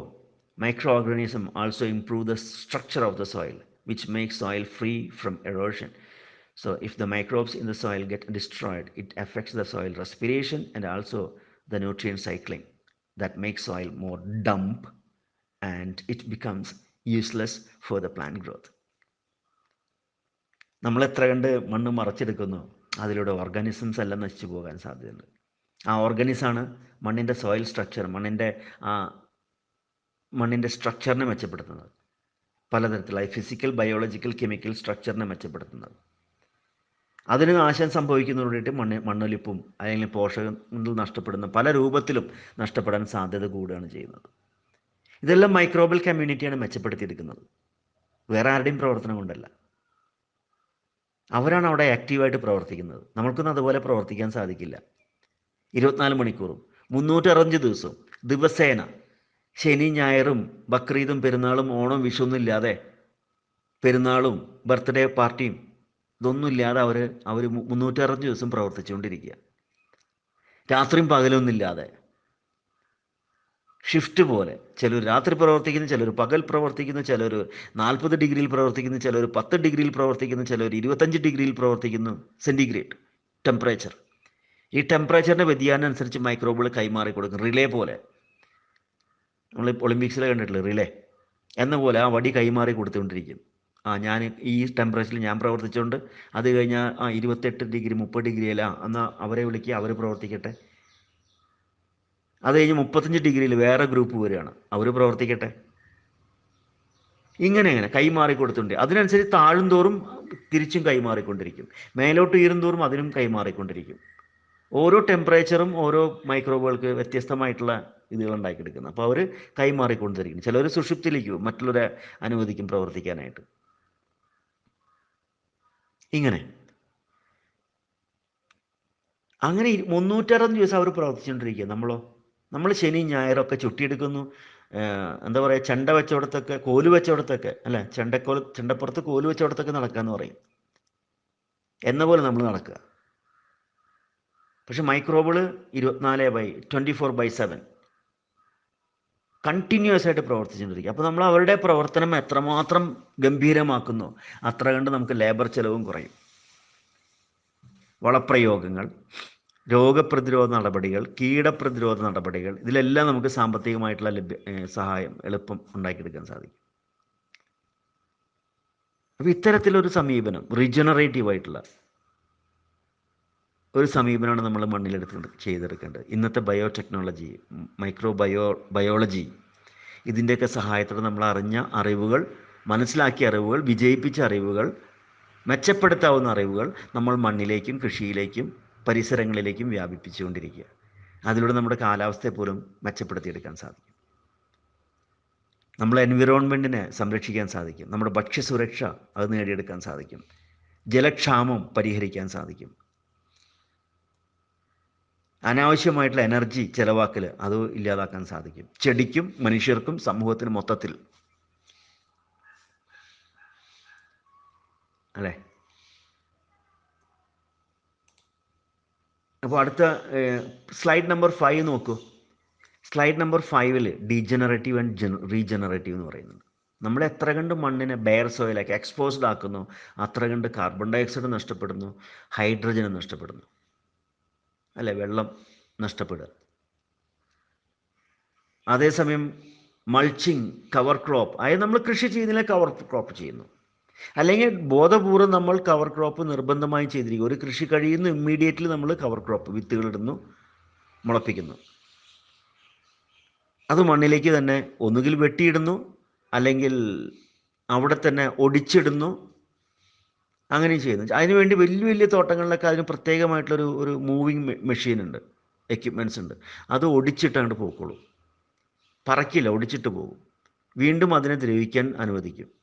ചില തോട്ടങ്ങളിൽ അതിനെ ചെറുതായിട്ട് റൊട്ടവേറ്റ് ചെയ്ത് കനം കുറഞ്ഞ്, ഇന്നിപ്പോൾ കനം കൂടിയ ട്രാക്ടറുകളല്ല, പ്രത്യേകം ഡിസൈൻ ചെയ്തിട്ടുള്ള റൊട്ടവേഷൻ മെഷീൻസൊക്കെ ഇറങ്ങിക്കഴിഞ്ഞു. കാരണം മണ്ണിനെ കോമ്പാക്റ്റഡ് ആക്കാത്ത രീതിയിലുള്ള മെഷീൻസ്, മണ്ണിനെ അധികം ശല്യം ചെയ്യാത്ത രീതിയിലുള്ള പ്ലഗിങ് ഇതുണ്ടല്ലോ, പ്ലോ, അതിൻ്റെ ആയുധം ഉണ്ടല്ലോ, എന്തതിനെ പറയുക, കലപ്പ എന്ന് പറയുന്നില്ല, മണ്ണിനെ മാറ്റിമറിക്കുന്ന ഇരുമ്പ്, അത് പ്രത്യേക ഡിസ്റ്റൻസിലും പ്രത്യേക ആഴത്തിലും അധികം മണ്ണിനെ ഡിസ്റ്റർബ് ചെയ്യാത്ത രീതിയിൽ വളരെ സാവധാനം എന്ന രീതിയിലും ഉഴുതുമറിക്കുന്ന രീതികൾ, ഇതൊക്കെ ഇന്ന് ഡിസൈൻ ചെയ്ത് കഴിഞ്ഞു. പല മോഡലുകളും പുറന്തള്ളി കഴിഞ്ഞു, ഔട്ട്ഡേറ്റഡ് ആയിട്ട് മാറി. വളരെ എഫക്റ്റീവ് ആയിരുന്നു അത്തരം മെഷീൻസ് എല്ലാം. പക്ഷെ അത് മണ്ണിനെ കേടാക്കുന്നു, മണ്ണിൽ ഭാരം വർദ്ധിപ്പിക്കുന്നു, കോമ്പാക്റ്റഡ് ആക്കുന്നു എന്നതിനനുസരിച്ച് ഇന്ന് ഡിസൈൻ മാറ്റിക്കഴിഞ്ഞു. അതായത് റീജനറേറ്റീവ് ആയിട്ടുള്ള ഒരു ഓർഗാനിക് രീതിയിലൂടെ ഡിസൈൻ ചേഞ്ച് ചെയ്ത് തുടങ്ങി, മണ്ണിനെ കൂടുതൽ കേടാക്കാതിരിക്കാനായിട്ട്. അതിലേക്കാണ് ഇപ്പോൾ ശ്രദ്ധ മുഴുവൻ പോകുന്നത് പല ട്രാക്ടർ കമ്പനികളുടെയും. അപ്പോൾ നമ്മൾ മണ്ണിനെ തുറന്നിടാതിരിക്കുക, ഉഴുതുമറിച്ച് തുറന്നിട്ട് കഴിഞ്ഞാൽ വളരെ കുഴപ്പമാണ്. അപ്പോൾ നമ്മൾ അഥവാ ചെറിയ തരത്തിൽ ഉഴുതുമറിക്കൽ നടത്തേണ്ട ആവശ്യം വന്നാൽ പോലും ഇമ്മീഡിയറ്റ്ലി ഒന്നുകിൽ കവർ ക്രോപ്പ് അല്ലെങ്കിൽ മൾച്ചിങ് ചെയ്തെടുക്കുക, അധികം ദീർഘിപ്പിക്കാതെ, അധികം തുറന്നിടാതെ. പിന്നെ നമ്മൾ മണ്ണിൽ ഉഴുതുമറിക്കുന്ന ആ രീതി ഉണ്ടല്ലോ, വളരെ കുറച്ചുകൊണ്ടിരിക്കുക, ഇല്ലാതാക്കുക, ഒന്നിൽ കുറച്ചുകൊണ്ടിരിക്കുക. അങ്ങനെ മണ്ണിനെ മെച്ചപ്പെടുത്തിയെടുക്കാൻ സാധിക്കും, കൃഷിയെ മെച്ചപ്പെടുത്തിയെടുക്കാൻ സാധിക്കും. സ്ലൈഡ് നമ്പർ 6 അങ്ങനെ ഒരു ചിത്രം കാണുന്നുണ്ടല്ലോ, കവേർഡ് സോയിൽ. മൾച്ചിങ് നോക്കൂ, എത്രമാത്രം തിക്കിലാണ് മൾച്ചിങ് ചെയ്ത് പതുക്കെ പതുക്കെ ദ്രവിച്ച് മണ്ണിലേക്ക് ഇറങ്ങുന്നത് എന്നുള്ളത്. അവിടേക്ക് വിത്ത് വെറുതെ വെച്ചാൽ മതി. അതിൽ എന്നിട്ട് ആ ഭാഗത്ത് ചില മണ്ണെടുത്തിട്ട് കയ്യിൽ പിടിച്ചിട്ടുണ്ട് ഒരാളല്ലേ. അത് നോക്കി, എത്ര രസകരമായിട്ടുള്ളൊരു മണ്ണാണ് നോക്കുക. അതൊക്കെ നമ്മൾ മണത്ത് കഴിഞ്ഞാൽ ഈ പെട്രിക്കോൾ എന്ന് പറയില്ലേ, മണ്ണിൻ്റെ ഗന്ധം, പുതുമണ്ണിൻ്റെ ഗന്ധം, അതൊക്കെ നമുക്ക് അനുഭവിക്കാൻ സാധിക്കും.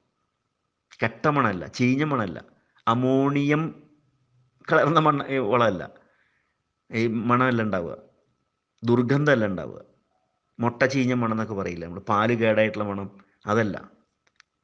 മറിച്ച് പെട്രിക്കോൾ ഒരു പ്രത്യേകതരം സുഗന്ധം പോലെ, പുതുമണ്ണിൻ്റെ ഗന്ധം അതുണ്ടായിരിക്കും അവിടെ. അതേപോലെ ഉറച്ചു കട്ടയായിട്ടുള്ള മണ്ണിന് നോക്കുക അടുത്ത ചിത്രത്തിൽ, സ്ലൈഡ് നമ്പർ 7. പാറ പോലെ അല്ലേ, കാരണം എക്സ്പോസ്ഡ് ആയിട്ട് കിടക്കുകയാണ് മണ്ണിൽ പൊതയില്ല, മണ്ണിൽ ഓർഗാനിക് മാറ്ററും ഇല്ല, വളരെ കുറവ്. അങ്ങനെ വരുമ്പോൾ മണ്ണ് ഉറച്ച് കട്ടയാവും. സ്ലൈഡ് നമ്പർ 8 നോക്കൂ, എത്ര ഡെപ്തിലാണ് ആ മണ്ണ്, ഓർഗാനിക് മാറ്ററൊക്കെ മണ്ണിൻ്റെ അടിയിലേക്ക് ആഴ്ന്നിറങ്ങി പോയിക്കൊണ്ടിരിക്കുന്നത്. അപ്പോൾ അത്ര കണ്ട് എളുപ്പമായിട്ട് മാറണം. നമ്മൾ എത്ര കണ്ട് ഓരോ സീസൺ അനുസരിച്ച് അതിനെ ഇമ്പ്രൂവ് ചെയ്ത് പോകുന്നു. ഇത് ലീസിനെടുക്കുന്ന ആളുകൾ ശ്രദ്ധിച്ചെന്ന് വരില്ല, അല്ലെങ്കിൽ ചെയ്തെന്ന് വരില്ല, അല്ലെങ്കിൽ അത്രയും ധൈര്യം അവർക്ക് ഉണ്ടായിരുന്നു വരില്ല. ഞാനിത് ഉപേക്ഷിച്ച് പോകേണ്ട ആളാണല്ലോ, അപ്പം പിന്നെ ഞാനെന്തിനാ ചെയ്യുന്നതൊക്കെ എന്നായിരിക്കും ലീസിനെടുക്കുന്നവർ ചിന്തിക്കുക. അപ്പോൾ സ്വന്തമായിട്ട് ഇതൊക്കെ ചെയ്തെടുക്കാൻ കഴിയുന്നവർ ചെയ്തെടുക്കട്ടെ, അവർക്ക് അതാണല്ലോ വേണ്ടത് അല്ലേ. അപ്പോൾ അങ്ങനെ ചെയ്തെടുത്താൽ ആ മണ്ണിനെ നമുക്ക് മെച്ചപ്പെടുത്തിയെടുക്കാൻ സാധിക്കും അല്ലേ. അതാണ് സ്ലൈഡ് നമ്പർ 8 പറയുന്നത്. സ്ലൈഡ് നമ്പർ 9 വന്നിട്ട് മണ്ണ് മേൽഭാഗം മാത്രം കോമ്പാക്റ്റഡ് ആയിട്ട് പോകുന്ന രീതിയുണ്ടോ. അതിൽ ഞാനൊരു ചെറിയൊരു ഫോട്ടോ കൊടുത്തിട്ടുണ്ട്. ഒരാൾ ഒരു 4 ഇഞ്ച് 5 ഇഞ്ച് 6 ഇഞ്ച് മണ്ണിൻ്റെ അടിഭാഗത്ത് കോമ്പാക്റ്റഡ് ആവുന്ന രീതി, അങ്ങനെയും കോമ്പാക്റ്റഡ് ആയിട്ട് മാറും. കാരണം മേൽഭാഗത്തെ ബയോളജി നഷ്ടപ്പെടും തോറും അടിഭാഗം ഒരു 2 ഇഞ്ച് 3 ഇഞ്ച് 4 ഇഞ്ച് അടിഭാഗത്ത് മണ്ണ് കോമ്പാക്റ്റഡ് ആയിട്ട് മാറുകയാണ് ചെയ്യുന്നത്. അപ്പോൾ പിന്നെ ചെടികൾ വളരുമ്പോൾ എന്ത് സംഭവിക്കുക, വേരുകൾ മുഴുവൻ വശങ്ങളിലേക്ക് പോയിക്കൊണ്ടിരിക്കും. ആഴത്തിലേക്ക് ഇറങ്ങുന്നതിന് പകരം വശങ്ങളിലേക്ക് പോകും. മണ്ണിൻ്റെ അടിഭാഗത്താണ് കോമ്പാക്റ്റഡ് ആവണമെന്നുണ്ടെങ്കിൽ. അതേസമയം മേൽഭാഗത്ത് കോമ്പാക്റ്റഡ് ആണെന്നുണ്ടെങ്കിലോ, വെള്ളം വന്ന് വീണ് കഴിഞ്ഞാൽ ഒഴുകിപ്പോവും പുറത്തേക്ക്. അപ്പോൾ നമ്മൾക്ക് കൂടുതൽ നഷ്ടം ഉണ്ടാവുക. നമ്മൾ വളർത്തിയെടുത്ത, അല്ലെങ്കിൽ നമ്മളുടെ മണ്ണിലെ, നമ്മുടെ കൃഷിഭൂമിയിലെ ഈ പോഷകങ്ങൾ മുഴുവൻ നഷ്ടപ്പെടും. മാത്രമല്ല ആഴ്ന്നിറങ്ങേണ്ട വെള്ളം മുഴുവൻ ഒലിച്ചു പോവുകയും ചെയ്യും. നമ്മുടെ തോട്ടത്തിലൂടെ നമ്മുടെ ജലസംഭരണികളിലേക്ക്, ആഴത്തിലേക്ക് വെള്ളം വന്ന് ശേഖരിക്കപ്പെടുന്നതിന് പകരം എല്ലാം ഒഴുകി പോയി കഴിഞ്ഞാൽ നമ്മളുടെ അടുത്ത് വരാൻ പോകുന്ന ചൂട് കാലത്ത് നമുക്ക് വെള്ളമില്ലാതെയാവും. അങ്ങനെയും സംഭവിക്കാം അല്ലേ. അപ്പോൾ ഇതെല്ലാം പറയണമെന്ന് വെച്ചാൽ മണ്ണ് മാക്സിമം ഉഴുതുമറിക്കൽ, ഫോർക്കിംഗ്, ഇളക്കി മറിക്കൽ, ഇതൊക്കെ ഒഴിവാക്കാനാണ് പറയുന്നത്. മാക്സിമം കഴിയാവുന്ന അത്രയും, തീർത്തും ഇല്ലാതായി കഴിഞ്ഞാൽ അത്രയും. ഓരോന്നിനും ഓരോ പ്ലാനിങ് ഉണ്ട്, ഓരോ മാനേജ്മെൻറ്റ് പ്രാക്ടീസ് ഉണ്ട്. അതിനനുസരിച്ചാണ് പിന്നെ ഫർദർ സ്റ്റെപ്സ് എടുക്കേണ്ടത്, ഫർദർ ആക്ടിവിറ്റീസ് പ്ലാൻ ചെയ്യേണ്ടത്, ഇമ്പ്രൂവ് ചെയ്യേണ്ടത്. അങ്ങനെ വരുമ്പോഴാണ് നമുക്ക് മണ്ണിനെ മെച്ചപ്പെടുത്തിയെടുക്കാൻ സാധിക്കുള്ളൂ, കൃഷിഭൂമി ഏറ്റവും ഫലഭൂയിഷ്ടമാക്കി മാറ്റാൻ സാധിക്കുള്ളൂ. അല്ലാതെ സാധിക്കില്ല. അല്ലെങ്കിൽ നമ്മൾ വീണ്ടും വീണ്ടും മണ്ണിനെ നശിപ്പിച്ചുകൊണ്ടിരിക്കുന്ന ഒരു രീതിയിലേക്ക് പോകുക. കൃഷി, നമ്മളുടെ വിളവുകളും ഉൽപ്പാദനവും അതിൻ്റെ അളവും ഗുണവും രുചിയും എല്ലാ അർത്ഥത്തിലും അതില്ലാതായിക്കൊണ്ടിരിക്കും, അതിൻ്റെ മേന്മകളില്ലാതായിക്കൊണ്ടിരിക്കും. സ്ലൈഡ് നമ്പർ 10, ആ ഒരു മണ്ണ് ക്ലംപാവുക എന്നുള്ളത് പറയില്ലേ, മണ്ണ് ഉറച്ച് കട്ടയാവുന്ന രീതി. പിന്നെ വേരുകൾക്കൊക്കെ പെനിട്രേറ്റ് ചെയ്യാൻ ബുദ്ധിമുട്ടായിരിക്കും. സൂക്ഷ്മജീവാണുക്കളുടെ വർധനവുണ്ടാകാൻ അവിടെ തടസ്സപ്പെട്ടു പോയതും വരാം. അങ്ങനെ സ്ലൈഡ് നമ്പർ 11 അതിൽ കാണിച്ചിട്ടുണ്ട് മണ്ണ് കോമ്പാക്ഷൻ ആവുന്ന രീതികൾ. ഓരോ ലെയറിലും കീഴ്ഭാഗത്ത് എത്തുന്നതോറും എന്താ സംഭവിക്കുന്നത് എന്നുള്ളത്. അവിടെ എത്തുമ്പോൾ മണ്ണ് കോമ്പാക്റ്റഡ് ആവുന്നു, എനൈറോബിക് ആയിട്ട് മാറുന്നു.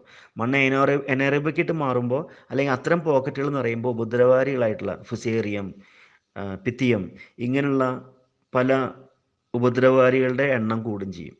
ഉപകാരികളെക്കാൾ കൂടുതൽ ഉപദ്രവകാരികൾ കൂടുന്നു. അങ്ങനെ വരുമ്പോൾ നമുക്ക് എപ്പോഴും ഈ രോഗം ഉണ്ടാവുക, അഴുകലുണ്ടാവുക, ചീച്ചിലുണ്ടാവുക, ഫംഗൽ രോഗങ്ങളുണ്ടാവുക എന്ന് പറയില്ലേ, ഇത് നിരന്തരമായിട്ട് നിങ്ങളെ വേട്ടയാടിക്കൊണ്ടിരിക്കും ഇങ്ങനെ സംഭവിച്ചു കഴിഞ്ഞാൽ. അപ്പോൾ അതിൽ ideal soil and compacted soil എന്ന് പറഞ്ഞിട്ടൊരു ചിത്രം കാണിച്ചിട്ടുണ്ട് ചോട്ടിൽ. ഐഡിയൽ സോയിലാകുമ്പോൾ വേരുകൾക്ക് ഇളകാനും വായുസഞ്ചാരത്തിനും വെള്ളം ഇറങ്ങാനും വേരിറങ്ങാനും എല്ലാത്തിനും സഹായിക്കും. വേര് മാത്രമല്ല, വേര് വശങ്ങളിലേക്ക് പോകേണ്ടതിന് പകരം അടിയിലേക്ക് പോയിക്കൊണ്ടിരിക്കും. വേരുകൾ എത്ര കണ്ട് അടിയിലേക്ക് പോകുന്നു അത്ര കണ്ട് ഗുണമാണ്. ആ മണ്ണിനും അടുത്ത സീസണിലെ കൃഷിക്കൊക്കെ മെച്ചം തന്നെയാണത്. വശങ്ങളിലേക്കല്ല പോകേണ്ടത്. ഏലം ചെടികളെ സംബന്ധിച്ചിടത്തോളം വശങ്ങളിലേക്കേ പോകുള്ളൂ. കാരണം ആ ചെടിയുടെ സ്വഭാവം അതാണ്. ആദ്യത്തെ ഒരടി മണ്ണിലായിരിക്കും അതിൻ്റെ 80% വേരുകൾ, തൊട്ട് സർഫേസ് മുതൽ. അപ്പോൾ ആ സർഫേസിൽ നമ്മൾ ഓർഗാനിക് മാറ്റർ നിറയ്ക്കുക എന്നുള്ളതാണ്. അങ്ങനെ മണ്ണിനെ എയറോബിക്കാക്കി മാറ്റുക, മണ്ണിലെ സൂക്ഷ്മജീവാണുക്കളുടെ വർധനം ഉണ്ടാക്കിയെടുക്കുക എന്നുള്ളതാണ്. സൂക്ഷ്മജീവാണുക്കളുടെ മാത്രം കംപ്ലീറ്റ് ബയോളജിയുടെ. അപ്പോൾ അതിലൂടെ എല്ലാ പോഷകങ്ങളും നമുക്ക് ഉറപ്പാക്കാൻ സാധിക്കും. ഏലം ചെടി എപ്പോഴും ഒരടി 2 അടി കൂടുതൽ പോവില്ല. പിന്നെ ഒരു 5% ഒരു അത്രയും ചെറിയ ശതമാനം മാത്രമേ കുറച്ചും കൂടി ഡെപ്തിലേക്ക് പോവുള്ളൂ. രണ്ടാമത് അടിയും കഴിഞ്ഞിട്ട് അതിനപ്പുറത്തേക്ക് ഇനി വേരുകളില്ല, അതിന് പോകില്ല. അങ്ങനെ പിന്നെ അത്രയും കാടും പ്രദേശമാണല്ലോ. അപ്പോൾ പരിസരങ്ങളിലെ മൾച്ചിങ് അനുസരിച്ചാണ്, അവിടുത്തെ ടെമ്പറേച്ചർ അനുസരിച്ചാണ് ചെടി വളരുന്നത്. ഈ ചെടിയുടെ സ്വഭാവം അതാണ്. ആ പരിസരത്തിന് കോട്ടം തട്ടിക്കഴിഞ്ഞാൽ ആ ചെടിയിൽ നിന്ന് നമുക്ക് വലിയ വരുമാനം പ്രതീക്ഷിക്കേണ്ട ആവശ്യമില്ല. അതുകൊണ്ടും കൂടിയിട്ടാണ് രാസവസ്തുക്കൾ ഉപയോഗിക്കാതിരിക്കണമെന്നും കൂടി പറയുന്നത്. കാരണം അത് ആ മണ്ണിൻ്റെ ആദ്യത്തെ ഒരടി മണ്ണിനെ കംപ്ലീറ്റ് അതിൻ്റെ ബയോളജിനെ മുഴുവൻ നശിപ്പിക്കുക ചെയ്യുക. ആ മൈക്രോ എൻവിറോൺമെൻറ്റിനെ നശിപ്പിക്കുകയാണ് ചെയ്യുന്നത്. നിങ്ങൾക്കൊരു സീസണിൽ ചിലപ്പോൾ നല്ല വിളവൊക്കെ ഉണ്ടായിരുന്നു വരും. ക്രമേണ ഏത് സമയത്തും എന്ത് പ്രതിസന്ധി ഉണ്ടാകുന്നൊരു ഒരു ത്രട്ടണിങ് സ്റ്റേജിലായിരിക്കും നിങ്ങളുണ്ടായിരിക്കുക. മാത്രമല്ല പിന്നീടുള്ള സീസണിൽ ഏത് സമയത്തും അതിൻ്റെ ഗുണം പതുക്കെ കുറഞ്ഞു പോയിക്കൊണ്ടിരിക്കും. അതുകൊണ്ടാണ് ഇഞ്ചി കൃഷിക്കാരൊക്കെ 2 വർഷം കൃഷി ചെയ്ത് പിന്നെ ആ പറമ്പ് പിന്നെ ഏറ്റെടുക്കില്ല അവർ. കർണാടകയിലൊക്കെ മലയാളികളുടെ ഏറ്റവും കൂടുതൽ ദേഷ്യം കർണാടകക്കാർക്ക് അതാണ്, അവിടുത്തെ എൻവിറോൺമെൻറ്റൽ പ്രവർത്തകർക്ക്. അവർക്ക് മലയാളികൾ എന്ന് പറഞ്ഞാൽ, മലയാളി കൃഷിക്കാരെന്ന് പറഞ്ഞാൽ കണ്ണിന് കണ്ടുകൂടാ അവർക്ക്. കാരണം 2 വർഷം കൊണ്ട് അവർ ആ മണ്ണ് ഉപയോഗിച്ചിട്ട് പിന്നെ അവർ തിരിഞ്ഞു നോക്കില്ല. പിന്നെ വേണ്ടാതെ ഇട്ട് കൊടുക്കുകയാണ് അവർ ചെയ്യുക. അതിൻ്റെ പകുതി വിലയ്ക്ക് തരാമെന്ന് പറഞ്ഞാൽ അവർ മേടിക്കില്ല. കാരണം അവർക്കറിയാം 3ാമത്തെ സീസൺ തൊട്ട് അവിടെ കൃഷി ചെയ്തൊന്നും കിട്ടില്ല എന്നുള്ളത്. നോക്കിക്കോളൂ, നിങ്ങൾ ചോദിച്ചു നോക്കിക്കോളൂ കർണാടകയിലെ മലയാളികളോട്. 80% കൃഷിക്കാരും 2ാമത്തെ വർഷം കഴിഞ്ഞാൽ കൃഷി ചെയ്യാൻ താല്പര്യപ്പെടില്ല. ഇപ്പോൾ 1 ലക്ഷം രൂപയ്ക്ക് ഒരു 50,000 30,000 10,000 രൂപയ്ക്ക് ഒരു വർഷത്തേക്ക് എടുത്തെന്ന് വിചാരിക്കുക. ആ തോട്ടക്കാരൻ വന്ന് പറഞ്ഞാൽ നിങ്ങൾക്ക് സൗജന്യമായിട്ട് തരാം, നിങ്ങൾ ഇഞ്ചി കൃഷി നടത്തിക്കോളെന്ന് പറഞ്ഞാലും അവർ മേടിക്കില്ല. അതുകൊണ്ട് തന്നെ അവിടുത്തെ പാരിസ്ഥിതിക പ്രവർത്തകർക്ക് മലയാളികളെ കണ്ണിന് നേരെ കണ്ടുകൂടാ. മലയാളികൾ വന്നിട്ടാണ് ഈ മണ്ണിനെ മുഴുവൻ കേടാക്കണമെന്ന് പറയുക. ഇങ്ങനെ അപ്പോൾ ഈ ഉഴുതുമറിക്കൽ, ഫോർക്കിംഗ്, ഇതിനെക്കുറിച്ച് ഒരു ചോദ്യം വന്നു, അല്ലെങ്കിൽ അതിനെ ഒന്ന് വിശദീകരിക്കാൻ പറഞ്ഞു. അതുകൊണ്ട് ഞാൻ വിശദീകരിച്ചെന്ന് മാത്രം. ഒരു യൂട്യൂബ് പോലെ, വോയിസ് പോലെ. അതിലൂടെ ഞാൻ മറ്റു പല വിഷയങ്ങളും പ്രതിപാദിച്ചിട്ടുണ്ട്. അതൊക്കെ മനസ്സിലാക്കിക്കൊണ്ട് നിങ്ങൾ പ്ലാൻ ചെയ്യുക. ഉഴുതുമറിക്കൽ എന്തിനാണ്, എത്ര അളവിൽ ചെയ്തെടുക്കണം, ഏത് സമയത്ത് ചെയ്തെടുക്കണം, എന്നും ചെയ്യേണ്ടതുണ്ടോ, ഇതൊക്കെ നിങ്ങളുടെ തലയിലൊരു ക്വസ്റ്റ്യൻ മാർക്കായിട്ട് വരണം. അതിനോടൊപ്പം തന്നെ ചെയ്തെടുക്കേണ്ട മറ്റു പല മാനേജ്മെൻറ്റ് പ്രാക്ടീസുകൾ, ഒഴിവാക്കേണ്ട സംഗതികൾ, ഓരോരോ സീസൺ അനുസരിച്ച് ഓരോന്നും ചെയ്തെടുക്കേണ്ട രീതികൾ. ഇത് നിങ്ങൾ 1-2 സീസൺ ചെയ്താൽ മതി. അത് കഴിഞ്ഞാൽ നിങ്ങളുടെ ഫുള്ളായിട്ട് 100% നിങ്ങളുടെ കൺട്രോളിൽ വരുന്ന ഒരു സ്ഥിതിവിശേഷം നിങ്ങളുടെ ഫാമിലുണ്ടായിരിക്കും. അത്തരത്തിലുള്ള മാനേജ്മെൻറ്റ് പ്രാക്ടീസ് ചെയ്യാൻ പ്ലാൻ ചെയ്യും. അത് നിങ്ങൾക്ക് മനസ്സിലാക്കാൻ സാധിക്കുന്നില്ലെങ്കിലോ എന്നെ ഏത് സമയത്ത് വേണമെങ്കിലും നിങ്ങൾക്ക് വിളിക്കാം. ഞാൻ വന്ന് ചെയ്തു തരുന്നുണ്ട്, പറഞ്ഞു തരുന്നുണ്ട്, അതിനെ ഗൈഡ് ചെയ്യുന്നുണ്ട്. Okay, thank you very much.